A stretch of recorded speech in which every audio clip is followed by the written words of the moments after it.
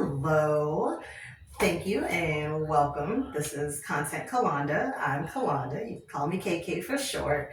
Um, just wanted to hop on here and introduce myself and just kind of talk a little bit about what brought me here. Here being YouTube, here being Medellin, Colombia, as a recent immigrant from the United States. I lived in New Orleans, Louisiana most of my adult life. Definitely had some detours in Austin, in Tallahassee, Florida, and in San Diego. But yeah, just kind of, I've gotten a lot of questions on just what the motivation was or inspiration was to move, how I was able to do that move, what research I did, how I picked Medellin, what does it look like now that I live here, um, just kind of the whole behind the scenes of when you decide to make the move out of the United States. What does it take to get settled and set up in a new country? So, definitely wanted to go through some of those things with you. I know, in the United States, we're definitely taught that we are the best and it's hands down the land of opportunity and you can have and be anything you want. While most of those things are true to varying degrees, I think it does limit the scope of saying, you know what, you can do those things other places. Maybe that dream, maybe that purpose isn't within the confines of the 50 states. Maybe it does lay outside of that. So just something to consider as you're kind of going through your journey and through your life and just discovering your purpose, if you will. I'm very much still on that journey, and I look forward to being able to kind of share with you the questions that I have for myself or the questions that I get from you guys as we embark on this and just see where it goes. This is probably my second YouTube video. But funny enough, though, you'll probably see this one first before the one I actually made first. So please extend some grace and know that they only get better from here. At least that's the hope, right? Yeah, so just to get started, um, how I got here or what spurred on or the inspiration to move. In the beginning of January, I had a pretty significant mental health crisis that kind of, not kind of, that did turn my life on its ear. And as a result, I didn't work for about 6 months. I spent a lot of time just really trying to figure out who I was and what I needed to do and what brought me joy and what my passion and purpose was or is.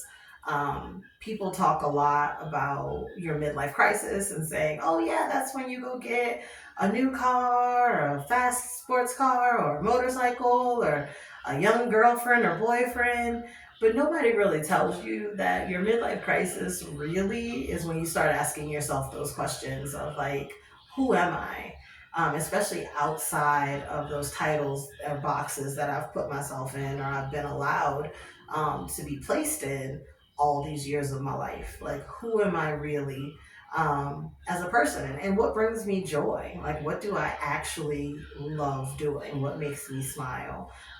That's really your midlife crisis. And when those questions come up, they can be pretty jarring, especially when you don't have an answer, because you haven't really taken that time to consider yourself, outside of other people. I often say I'm on the path to people pleasing recovery. Um, I definitely uh, operate within those confines of just making sure everyone around me is comfortable and safe because in the past that has meant that then I would be safe. But that's not necessarily the healthiest way to set up boundaries, to really honor yourself, and to move throughout the world. So I am working on that. So you may see some of that as we go through this journey together as well. Um, just for me, I am. Um, let's see, what am I? I've worked in retail leadership for a majority of my life, usually through operations, human resources, always with a sales background. Most recently was working with insurance through dentistry, as well as executive assisting to different executives in multiple fields. So that's really just been kind of my very short background of what I do. I'm currently on the journey to discover who I am, you know? So that part seems pretty fun. But that's really what spurred kind of what do I want to do? What does happy look like? You know, they say you have a total of about 80 summers. And I've gone through 45 of them already, you know? So what do I want these next 35 summers to look like? And just being intentional about creating that for myself. So I have a um, cousin who has lived out of the country for about 2 to 3 years now, and has always been a proponent of just seeing the world, not having it all tied to the United States. And I've been able to kind of see her move through that process, and just I could see the potential there, and it got me very excited and kind of got the wheels turning. Then I got to the point where I said, you know what, time isn't slowing down, that's for sure. And I really need to decide what I want to do. I want to make this move. So once I said that, then it became a lot easier. And it's really when I started to kind of feel God's hands, the universe's hands, whatever power you want to attribute it to. But there were things put in place beyond me, just because things really started to fall in place pretty smoothly. Um, as far as kind of how I picked Medellin. Well, my cousin lives here. She's lived here for 2 years. And it was essentially going to be my soft landing, if you will, into living abroad. You know, being able to do that with someone who's been here already, and someone who I'm close to and love and is dear to my heart, was going to be a pretty easy move and make it kind of uh, a lot easier to adjust, I guess is the easiest way to say that. Once I decided that, okay, that's what I was going to do, what I really looked at was I feel called to go to Bali, Indonesia, Southeast Asia.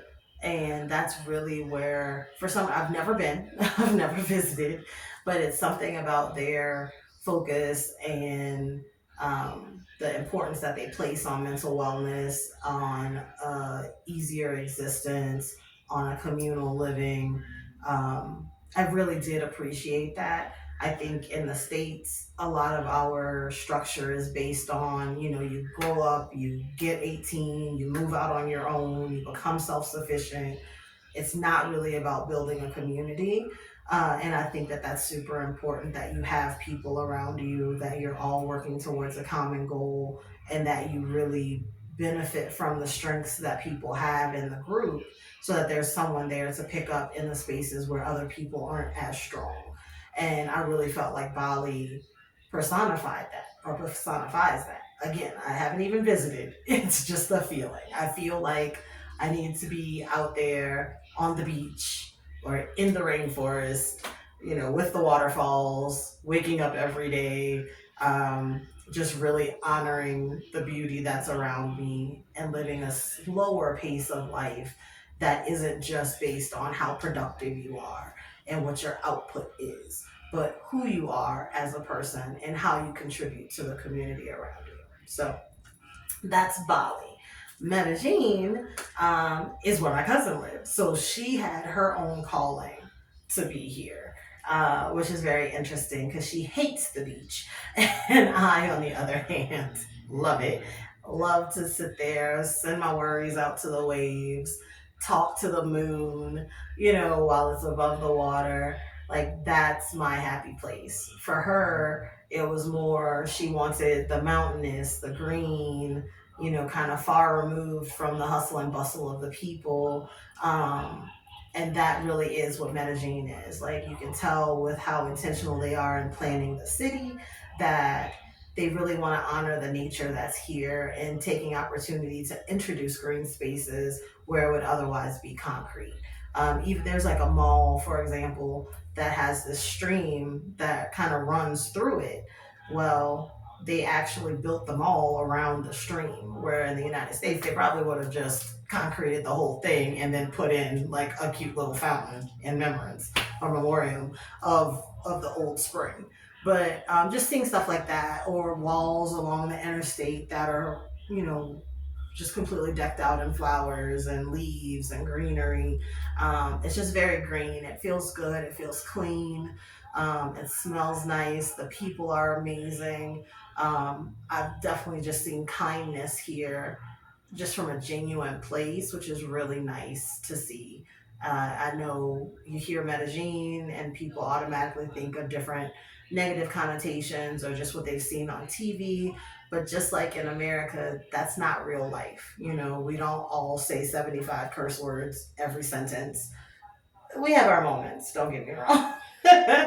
But everything that you see on TV is not real. So, and I had it described to me as, there's such thing as organized crime, and if you're not in that organization, then you don't really have to worry about a lot of the crime. So that's kind of what I liken it to.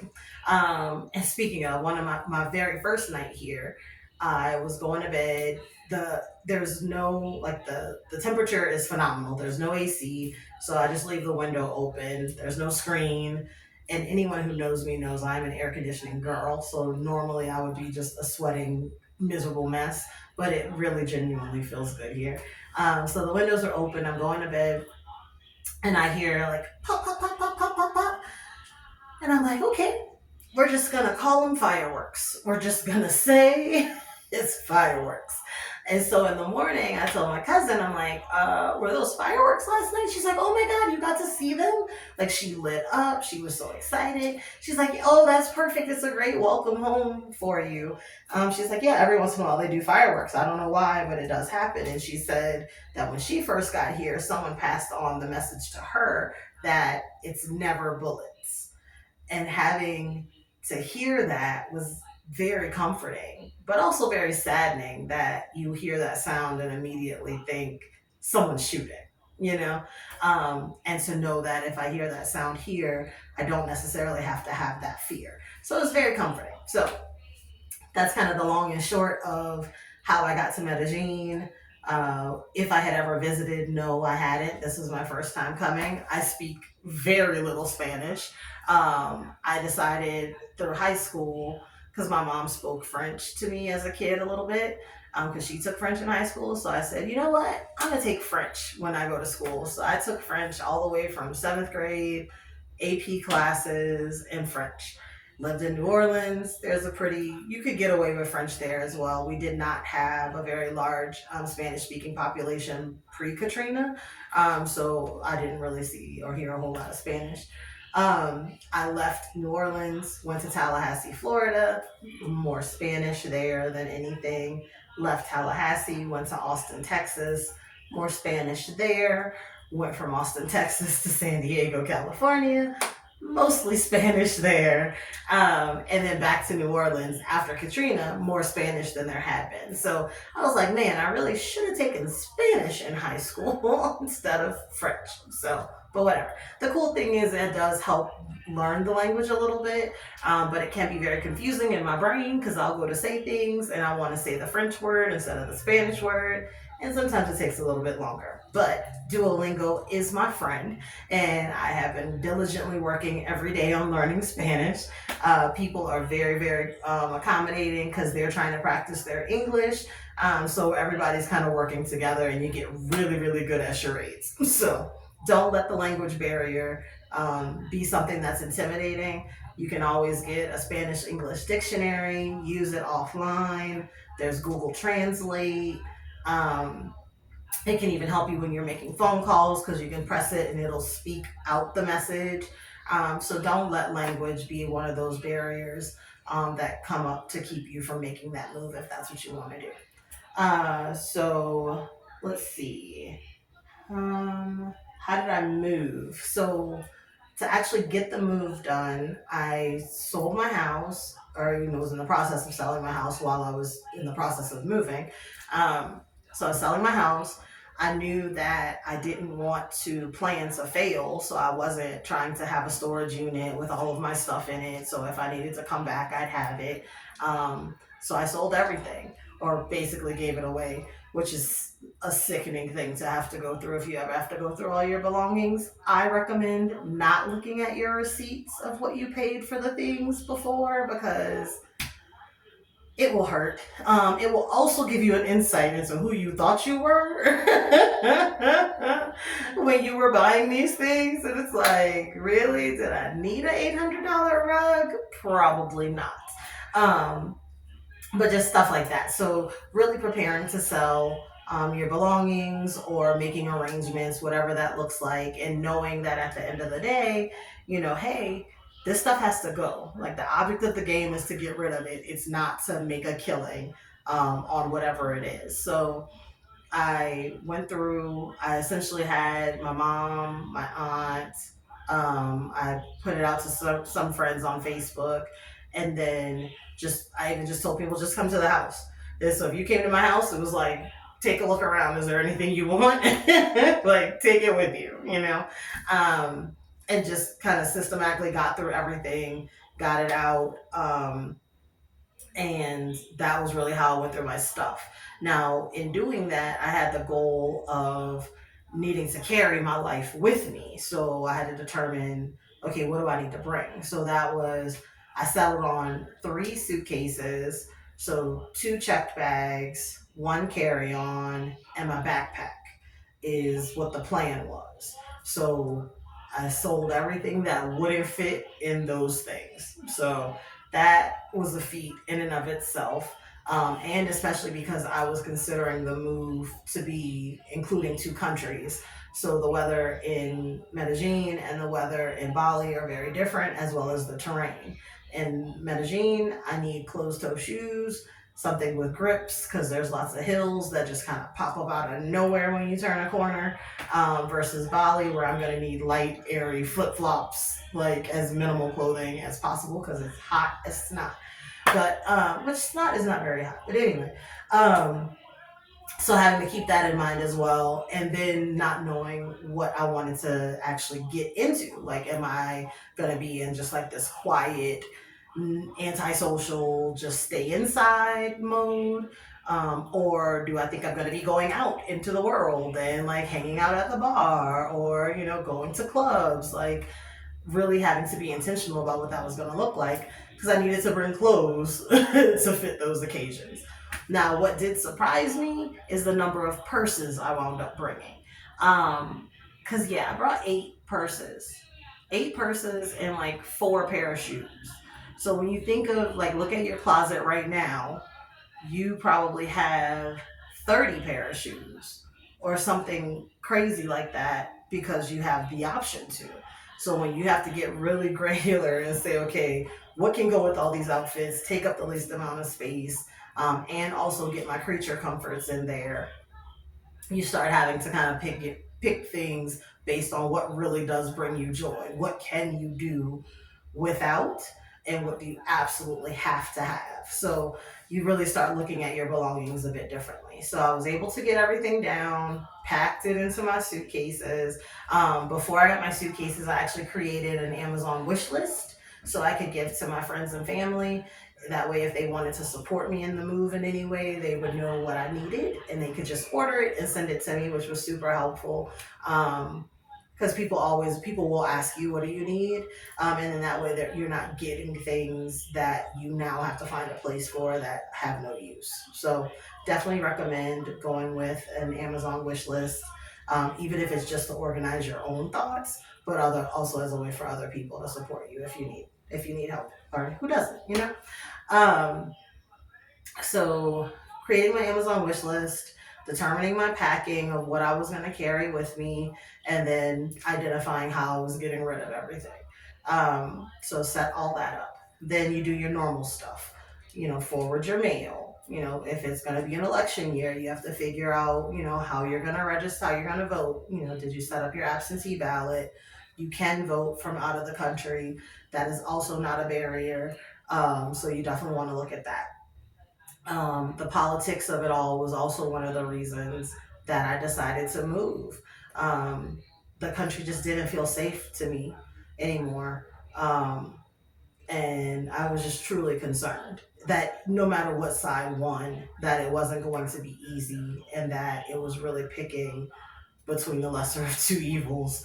And in either regard, there was a major component of not only my life, but just a sector of America that was going to be left unsupported. And that just didn't feel right to me, especially to have those things done, quote unquote, under my name because it's democracy, you know?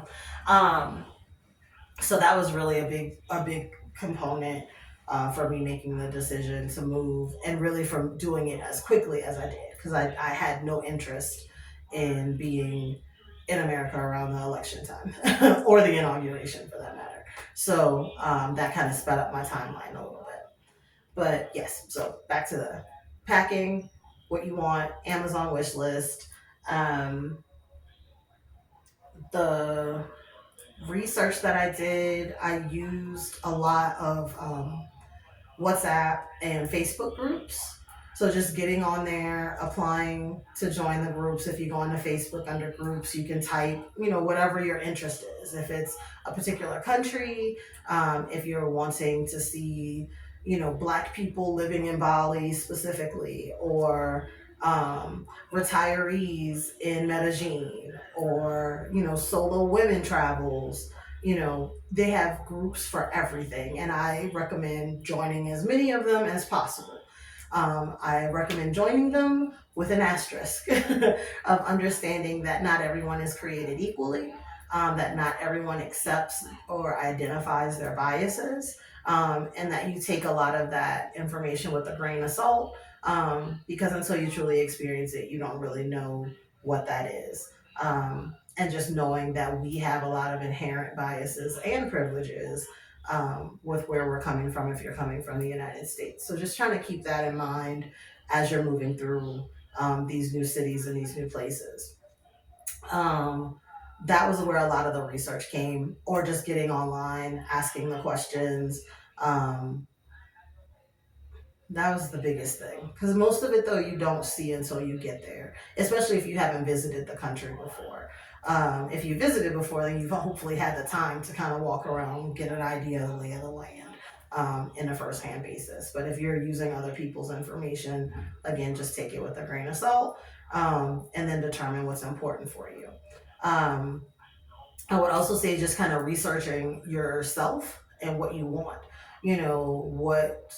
What's the proximity to shopping that you need? Do you want to be able to drive? Does it need to be walkable? Is there a particular food that you can't live without? Do they have it there? Is it, do you really want to focus on cooking, or do you want to eat out? Do you want to grow your own food? What are your preferences? What do you need to be near? Do you need to be near water? Do you need to be near the mountains? Do you want to do outdoor activities? Um, these seem little, but if you're really moving with the intention of finding joy, then you have to honor what makes you happy. There's no wrong answer there, but you definitely have to ask the question to yourself so you can set yourself up for success. Um, you want to find out, obviously the big things, hospitals, medication. If you have families, schools, are you going to homeschool? Are you going to enroll them in school in that area? What are the rules there? So, my move was a little easier because it's just me. I didn't have to, consider children or consider a spouse or any other movements when I moved. It was just, what did I want? So plan accordingly if that is not your situation.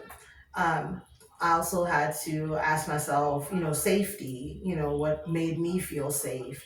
What type of living did I want to do? I know a lot of people will first pick like an Airbnb and stay, for a week or 2 weeks in the Airbnb, and then maybe get involved with a local real estate or whatever the person is called in your area.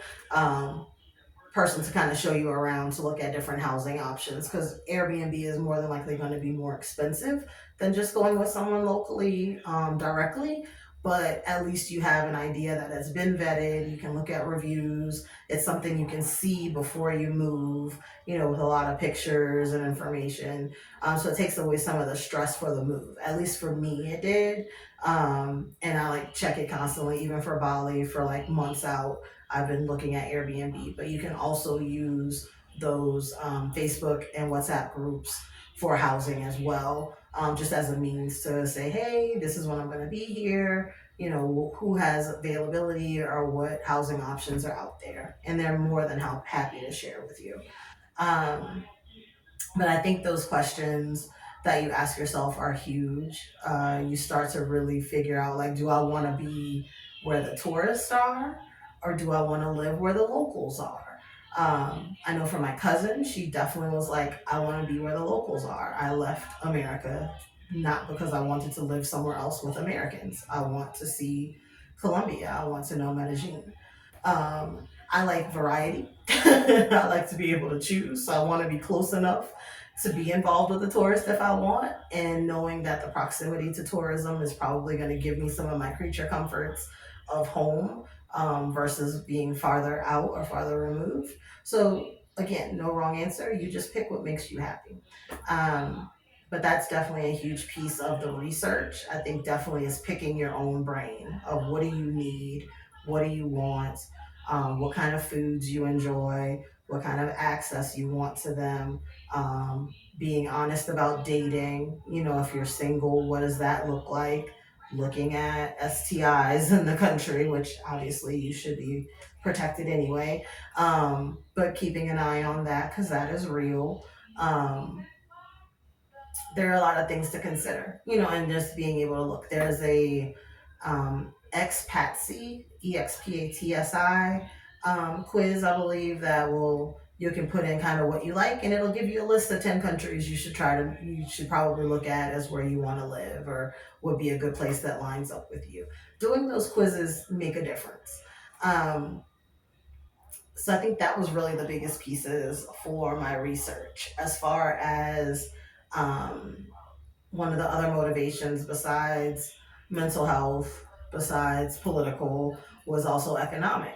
The cost of living in a lot of these places is a lot less than what I was going through in the States.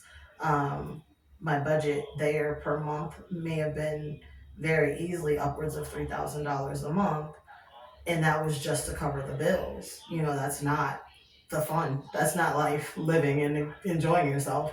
Where here, or I say here in Medellin or even in Bali, it could be half of that or less than half of that when you're looking at places where rent could be as inexpensive as $300 to $400 a month, or if you're paying $1,000 a month, that you're in a higher lifestyle than you were experiencing in the States.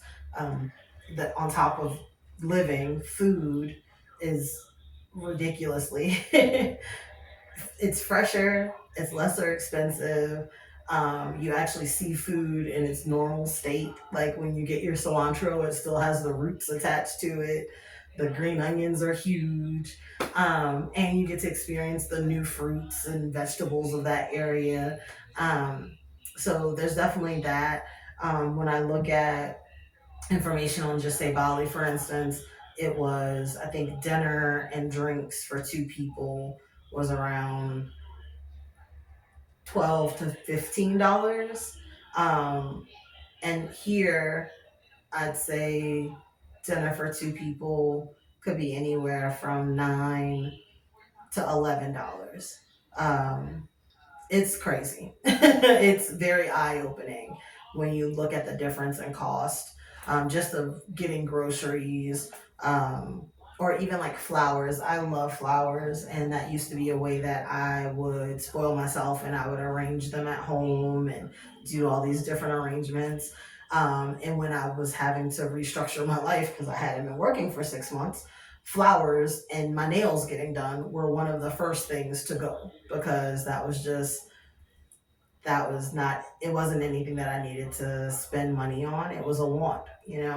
But when I got here, what normally would have cost me, say, just to get a standard, well, it was a pedicure, but with just normal polish, no designs, nothing, would have probably been like $40.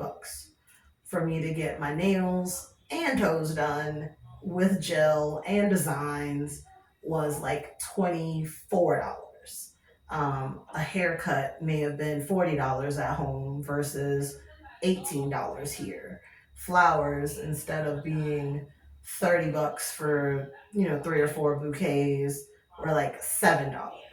Um, so it's definitely a marked difference. So you can see how your lifestyle um, can change and elevate with less money depending on what it is that you're interested in. So I do hope that answered some questions. If you have more questions, please feel free to put them in the comment box. By all means, if you haven't already, like, subscribe, share. I'm going to be back to talk about more things. I'll be posting different vlogs of me moving through the city. I talked about packing and things that you wanted to have with you. One of the things that I didn't take with me was a mood blanket that I made back in 2021. While I wasn't able to take it, it was too big. So I've decided that I want to make a new one here and just kind of go through my mood every day, assign a color to it, and then crochet a blanket here. So one of my videos or a series of my videos will be dedicated to making that blanket. Just kind of moving through the day and talking to you guys. So hopefully this was helpful. If there are other things that you'd like to know, by all means ask. And as I go through more of kind of what it took to get here and what it's like living here, I'll definitely come back and let you know. Thank you for your time. I can't wait to see you again. KK signing out. Bye. All right, this is take two because I was just a floating talking head. So hopefully now you can actually see me. And hopefully my earring isn't tinkling you guys to death. I'm actually just going to take it out just in case. All right.